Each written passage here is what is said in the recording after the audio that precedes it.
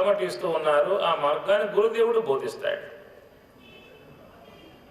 నాకు ఆనందం కావాలి, నాకు ఈ వస్తువు వల్ల ఆనందం వస్తుంది, ఇది పొందితే ఆనందం వస్తుంది, దాంట్లో దిగితే ఆనందం వస్తుంది అనేటువంటి ఆనందాన్ని మనం బ్రహ్మములు ఎతకకుండగా ప్రపంచ వస్తువులలో అన్వేషణ చేస్తూ ఉన్నాం.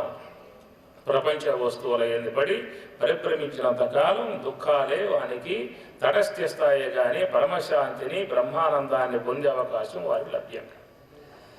బ్రహ్మానందవారాసి వాసన ఒక్కింసుక సోకినేని ప్రవినాశం పొందు నానాద్రుపుష్ప నటభృంగము ప్రసవ సంస్పరిశాప్తి కూలుంగతిన్. ఒక తుమ్మెద అనేక పుష్పాల మీద వాలుతూ ఉంటుంది. సంపెంగ పుష్పం మీద వాలితే అట దాని యొక్క మాధుర్యానికి సుఖిపోతుందట. అట్లా అనేక ప్రపంచ వస్తు సంచరించేటువంటి యొక్క మనస్సు వనితానందన చందనాది విషయ వ్రాతంబులన్ పొందు చెయ్యనునంతంతకు చొక్కు నెమ్మనము బ్రహ్మానంద వారాసి వాసన ఒక్కింసుక సోకినేని వినాశము.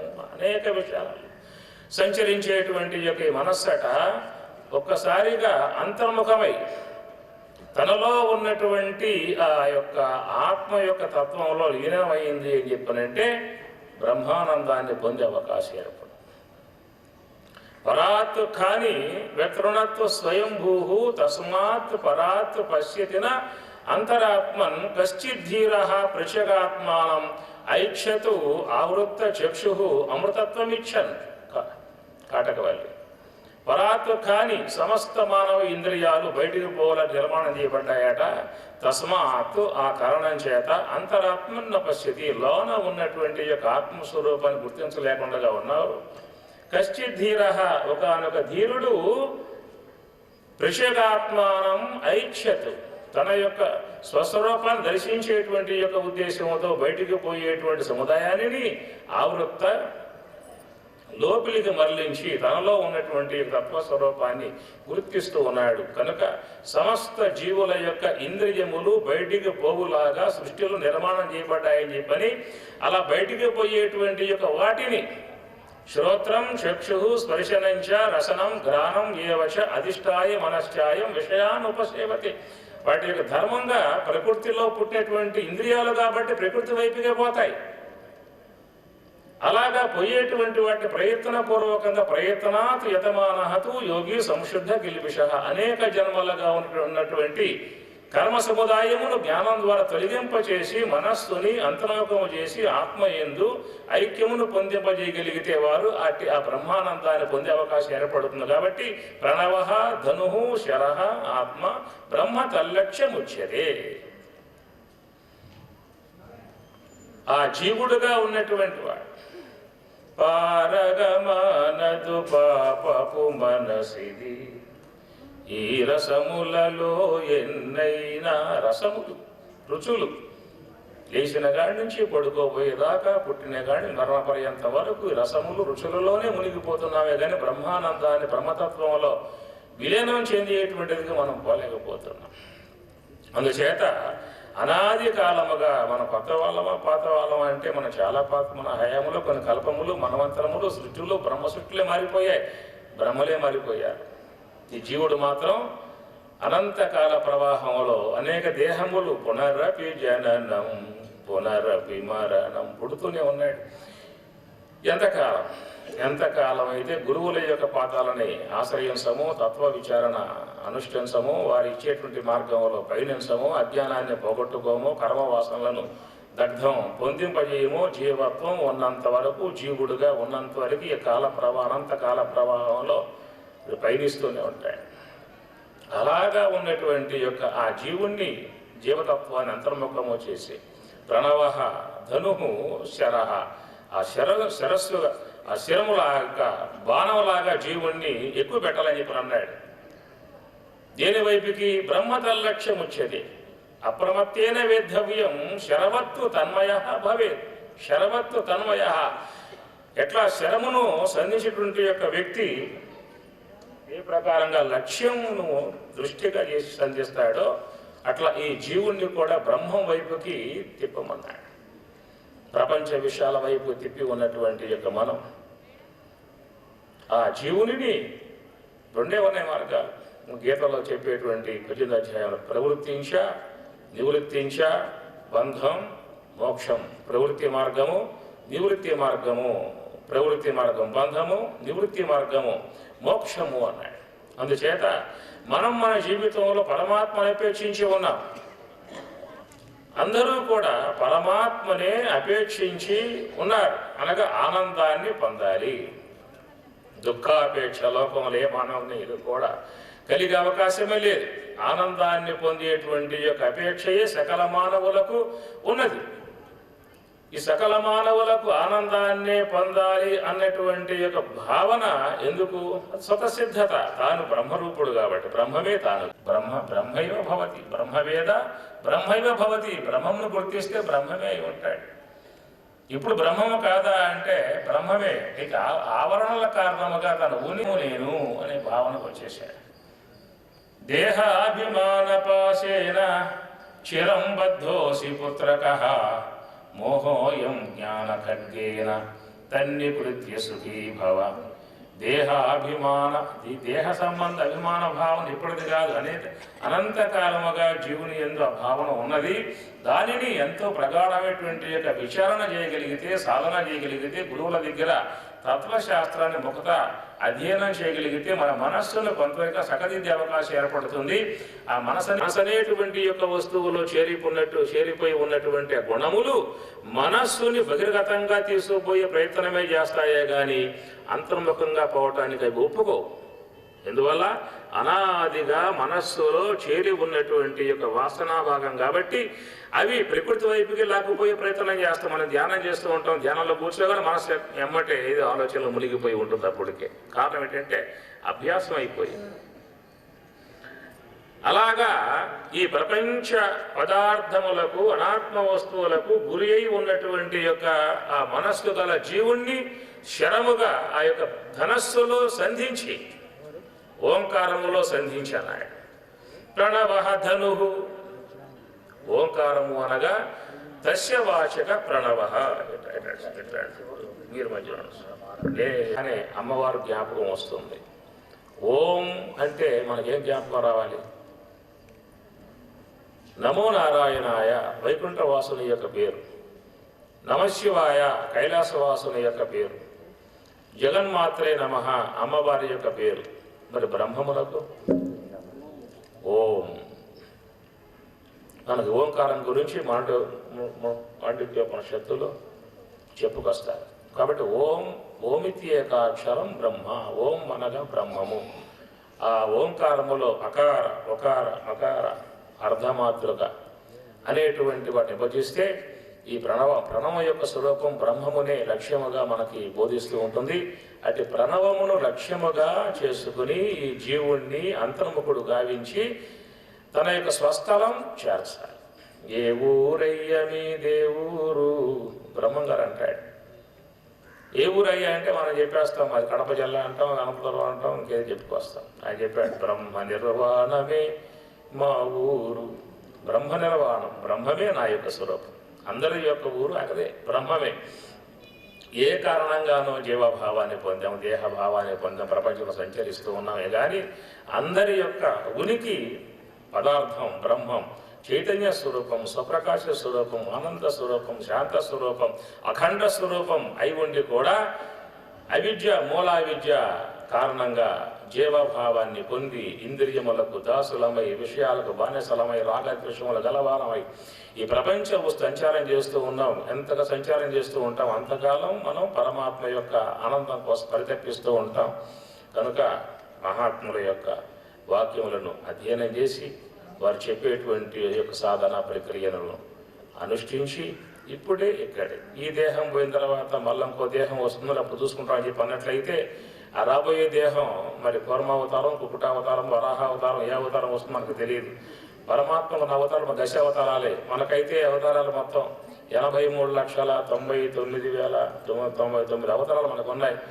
ఏ అవతారం చెప్పే అవకాశం మానవ దేహం రావటం అంటే సంస్కారం బాగా ఉండాలని చెప్పేసి అని అట్టి ఆ సంస్కారమును మహాత్ముల యొక్క ఆశ్రయంలో సంపాదించరింతుముగా అని చెప్పని కోరుకుంటూ హరి ఓం తత్సత్.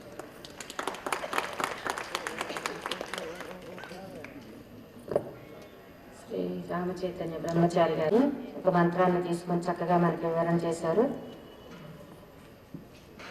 వర్ధతాం బ్రహ్మ విద్యాచ లోకేభ్య సుఖమేధత. బ్రహ్మ విద్య వర్ధిల్లితేనే లోకాలన్నీ సుఖంగా ఉంటాయి అని. అంటే బ్రహ్మజ్ఞానం కావాలి అంటే బ్రహ్మ అంటే బృహతీతి బ్రహ్మ అంతటా వ్యాపించి ఉంది అని. మరి అంతటా వ్యాపించి ఉన్నటువంటి ఆ తత్వం ఏదైతే ఉందో అది మనలో కూడా ఉంది. మనలో ఉన్నది ఏదైతే ఉందో అంతటా ఉంది. అంటే ఇరుగు పొరుగు వాళ్ళతో ఎదుటి కనిపించే వాళ్ళల్లో అందరిలో పశుపక్షాదుల్లో అన్నింటిలో ఉన్నదనేటటువంటి జ్ఞానం నిదానంగా నెమ్మదిగా వస్తుందన్నమాట. అలా ఎప్పుడైతే ఆ జ్ఞానాన్ని అనుభవంలోకి తెచ్చుకోగలుగుతాడో అప్పుడు తల్లిదండ్రుల్ని ఆరాధించగలుగుతాడు, గురువుని దైవంగా భావించగలుగుతాడు, అతిథిని కూడా దేవతగా ఆరాధించగలుగుతాడు అన్నమాట, దైవంగా ఆరాధించగలుగుతాడు. అతిథులు అంటే ఎవరు ఏ సమయానికి వస్తారో తెలియదు కదా, కాబట్టి ఈ విశ్వంలో ఉన్నటువంటి వాళ్ళందరూ కూడా అతిథులే కావచ్చు. కాబట్టి ప్రతి ఒక్కళ్ళలో కూడా యోమాం పశ్యతి సర్వత్రా సర్వంచమై పశ్యతి అని తనలోనే ఆ పరమాత్మని తనలో ఏ పరమాత్మను చూస్తున్నాడో అతన్నే అంతటా చూడగలిగినటువంటి వ్యక్తే నిజంగా శాంతి సుఖుడు, శాంతంగా ఉండగలిగినటువంటి వాడు, సుఖంగా ఉండగలిగినటువంటి వాడు, కృతకృత్యుడు, కృతార్థుడు అవుతాడన్నమాట. కాబట్టి మొట్టమొదట ఆత్మజ్ఞానాన్ని చక్కగా తెలుసుకున్న తర్వాత వ్యవహారానికి దిగితే ఆ వ్యవహారం సజావుగా సాగుతుంది. అది తనకి లోకానికి కూడా శాంతిని ఇస్తుంది అన్నమాట. ఆ విధంగా ఆ ఉపనిషత్తులైన విషయాన్ని మనకి చక్కగా బోధించారు. చాలా సంతోషం. తర్వాత పూజ్య శ్రీ కృష్ణానందపురి స్వాముల వారు వారి దివ్యవాడిని మనకి 25 నిమిషాలు అందిస్తారు.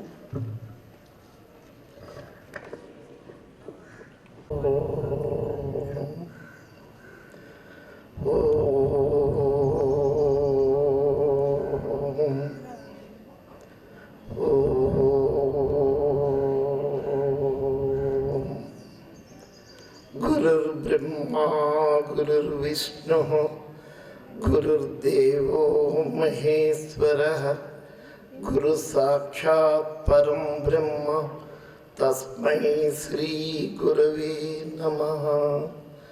ब्रह्मानन्दं परमसुखदं केवलं ज्ञानमूर्तिं द्वन्द्वातीतं गगनसदृशं तत्त्वमस्यादिलक्ष्यम् एकं नित्यं विमलम् अचलं सर्वधी साक्षिभूतं भावातीतं त्रिगुणरहितं सद्गुरुं तं नमामि. ओम అఖిలాండ కోటి బ్రహ్మాండ నాయకుండు, ఆది మధ్యాంతరహితుండు, అవ్యయుండు, అద్వితీయుండు, అఖండ సచ్చిదానంద స్వరూపుండు అయినటువంటి ఆ సర్వేశ్వరునికి తత్సత్వరేణ్యులైనటువంటి సద్గురుమూర్తులకు వేదికను అలంకరించినటువంటి దివ్యాత్మ స్వరూపులైనటువంటి సాధు మహాత్ములకు, మాతాజీలకు, అభిన్న ఆత్మీయులైన మీ అందరికీ నా హృదయపూర్వక అనంత కోటి ప్రణామములు అర్పిస్తూ సద్గురువుల యొక్క కృపా కటాక్షం చేతను, భక్తుల యొక్క పుణ్య ఫలం చేతను, కార్యకర్తల యొక్క అకుంఠిత దీక్ష చేతను మనకి ఏర్పాటు చేయబడిన ఈ సాధు పరిషత్ సభలలో నాకు ఇచ్చిన అవకాశానికి ధన్యోస్మి.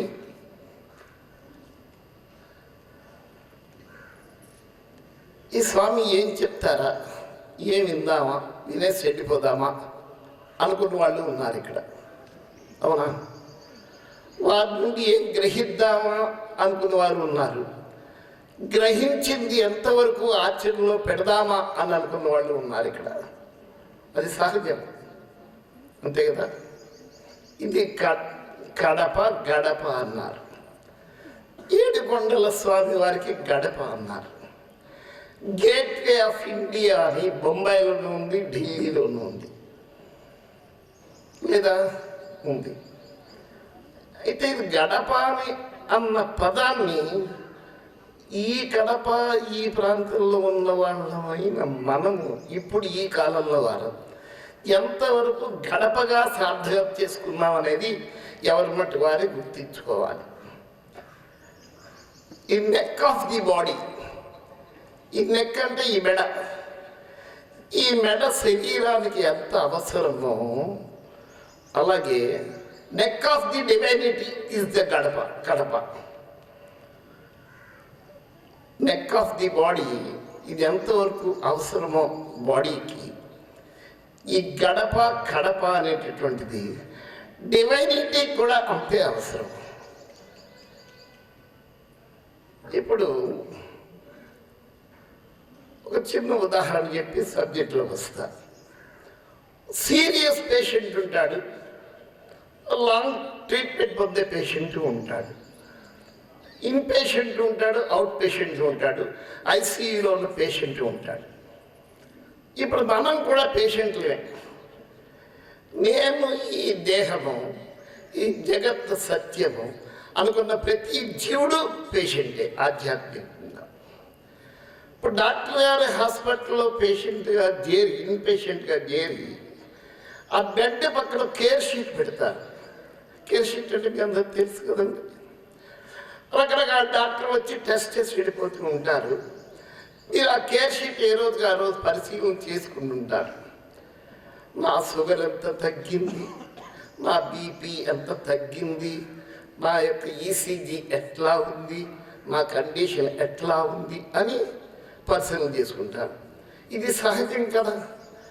అక్కడ ఆరోగ్యాన్ని ఎలా ఇంప్రూవ్మెంట్ కావాలని కోరుకుంటూ ఆ కేర్ షీట్ని పరిశీలించుకుంటున్నారు. అలాగే లైఫ్ అనే కేర్ షీట్ని మనం పరిశీలనలో పెట్టుకున్నామా? ఎవరు పట్టుగా ఒకసారి ఆలోచించుకోవాలి. పరిశీలనలో పెట్టుకున్నామా?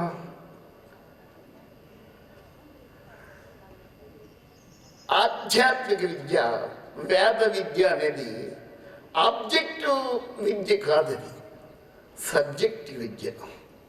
అందుకే పెద్దలు అంటారు, Vedic education is not an objective education, it is a subjective education, it is a practical education, it is a self education, ఈ self practical real and true nature education. ఎంతవరకు గ్రహిస్తున్నాము, ఎంతవరకు మనం ప్రాక్టికల్ లైఫ్లో పెట్టుకుంటున్నాం అనేది ఎవరి బట్టి వారికే తెలియాలి. డాక్టర్ గారి దగ్గరికి వెళ్ళి కేర్ షీట్ అనుసరించి నీవు ఎంత జాగ్రత్తగా సరెండర్ అయి, మర్చిపోకూడదు ఇక్కడ, సరెండర్ అయి డాక్టర్ చెప్పినటువంటి ఆ మెడికేషన్ అనుపానంతో పచ్యంతో సహా ఎలా తీసుకుంటూ ఉన్నావు, అట్లా ఉన్నావు. ఈ ఉపనిషత్తులు కానీ, ఉపనిషత్తు సారాంశమైన భగవద్గీతను కానీ మన నిత్య జీవితంలో ఎంతవరకు ప్రాక్టికల్గా పెట్టుకుంటున్నాం అనేది ఒక ప్రశ్న. అర్థమవుతుందా? కుర్బాటు పడుతున్నారు కొంతమంది, విని విన్నట్టు వింటున్నారు కొంతమంది, ఆసక్తిగా వింటున్నారు కొంతమంది, ఆ స్వామి చెప్పినట్టు ఈ స్వామి చెప్పట్లేదా అని అనుకుంటున్నారు కొంతమంది. ఇది సహజం కదండి. The taste of tongue and mind is quite different to all of you. అసలు సంస్కృతి, సాంప్రదాయము, సదాచారం, this the fundamental basic foundation to each and every being. సంస్కృతి, సాంప్రదాయము, సదాచారం మీరు ఎంతవరకు ఆచరిస్తున్నారు, మీ ఇంట్లో మీ కుటుంబాన్ని ఎంతవరకు ఆచరింప చేయగలిగే సామర్థ్యం మీలో ఉంది. మీ ఇల్లాలు స్టిక్కర్ పెట్టుకోకుండా కాపాడగలరా? మీ కోడలు స్టిక్కర్ పెట్టుకోకుండా చూడగలరా? మీ కూతురు స్టిక్కర్ పెట్టుకోకుండా చూడగలరా? పాండ్స్ పౌడర్ రాకుండా పసుపు రాసుకోమని చెప్పగలరా? ఆ ధైర్యం మీలో ఉందా? కమాన్, ఉందా? తప్పట్లు పట్టద్దు, మీ బుర్రలు కొట్టుకోండి మీరు.